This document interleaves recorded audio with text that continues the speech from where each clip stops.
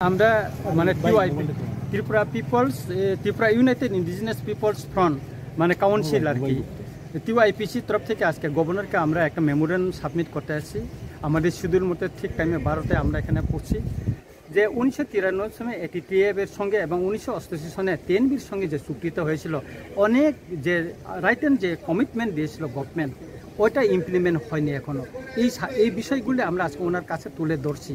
আর second লইল যারা surrender করছে বিভিন্ন সময় বিভিন্ন এজেন্সির কাছে, বিএসএফ, সিআরপিএফ, আসাম রাইফেল, আর্মির কাছে, তাদের গভর্নমেন্ট আজ পর্যন্ত রিকগনাইজ করেনি এবং তাদেরকে কোনো গভর্নমেন্টের যেটা স্কিম আছে, যে গাইডলাইন আছে, সেভাবে তাদেরকে এখন পর্যন্ত করেনি। যে গভর্নমেন্ট প্রতিটা আমাদের যে চুক্তি আমরা মেমোরেন্ডাম সাবমিট করেছি, উনি এটা দেখছেন এবং সময় নিয়েছেন এবং প্রতিটি বিষয়ে উনি পুঙ্খানুপুঙ্খভাবে ওটা উনি জানতে চেয়েছে, আমরা সেটা ব্যাখ্যা দিয়েছি এবং উনি মনোযোগ সহকারে এটা শুনছেন এবং এটার ব্যাপারে উনি ইনিশিয়েটিভ নেবেন বলে আমাদেরকে কথা দিয়েছেন। দাবিটা করা ছিল আপনার? দাবিটা আমাদের মেমোরেন্ডাম আছে, আমরা আপনাদেরকে আমরা কপিটা দিয়ে দেবো। মেমোরেন্ডাম দাবিতে আমাদের যেগুলি ইমপ্লিমেন্ট হয়েছে না চুক্তিতে, সেটাই আমরা দাবি করছি, আমাদের বাইরে কোনো দাবি নাই আমাদের। স্যার, আপনার কতজন ছিল আপনারা, মানে এখন যে চাকরি তো পাননি, রাজ্যপালের সঙ্গে দেখা করাটা?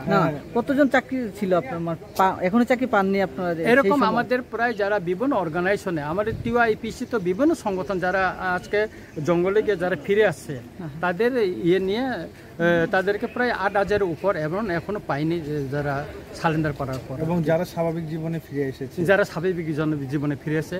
এবং এটা আমরা গভর্নরকে জানাচ্ছি, আমরা কয়েকদিন পরে আবার চিফ সেক্রেটারিকে জানাবো। আমরা একে মিশ্রকে দিল্লিতে গিয়ে আমরা সেখানে ডেপুটেশন দিয়েছি, নর্থ ইস্ট অ্যাডভাইজারকে ওনাকে বলেছি যদি আমাদের চুক্তি কার্যকরী না হয় আমরা কিছুদিনের ভিতরে আমাদের মুভমেন্ট করব। আমরা স্বেচ্ছাসেবক বাহিনী গড়ে তুলব, যেটা আরএসএস হয়েছে, যেটা বজরংবলী, যেটা ত্রিপুরী সেনা বিজয় রাঙ্খাল করেছিল, যেটা করেছিল কিনা বলে গণমুক্তি পরিষদ শান্তি সেনা করেছিল, সেরকম স্বেচ্ছাসেবক বাহিনী আমরা করব আমাদের ডেমোক্রেটিক মুভমেন্টের জন্য। সেটা আমরা মোটামুটি এই মেমোরেন্ডামের পরে আমরা অপেক্ষা করব কিছুদিন, তারপরে আমাদের মাঠে নামব।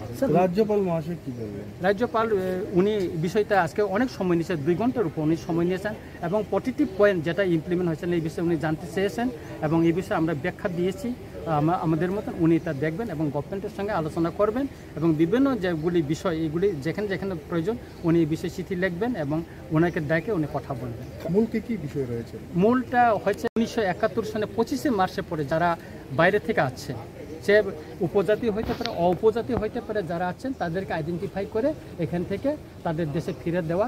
আর দ্বিতীয়ত হচ্ছে যে ইনার লাইন পারমিট সারা ত্রিপুরায় চালু করার এই দাবিটা আছে। আর যারা সারেন্ডার করছে বিভিন্ন সময় ছোটো করে যেন 3 জন 5 জন সিআরপিএফ, যারা এখনও গভর্নমেন্টের গাইডলাইন অনুসারে কোনো সহযোগিতা পায়নি, গভর্নমেন্টের কোনো স্কিমের সুযোগ সুবিধা পায়নি, তাদের এই বিষয়টা আমরা হাইলাইট করছি। কারা কারা ছিলেন আজকে আমাদের এখানে? আমাদের টিওআইপিসি প্রেসিডেন্ট মতিলাল দেববর্মা, দনু কলই, তারপরে বাহাদুর ত্রিপুরা, তারপর আশিরাম রিয়াং, রবীন্দ্র রিয়াং সহ আরও যারা এখানে বাইরে আছেন আমরা। Subscribe to Tripura Info and press the bell icon so that you never miss any latest updates and news on Tripura.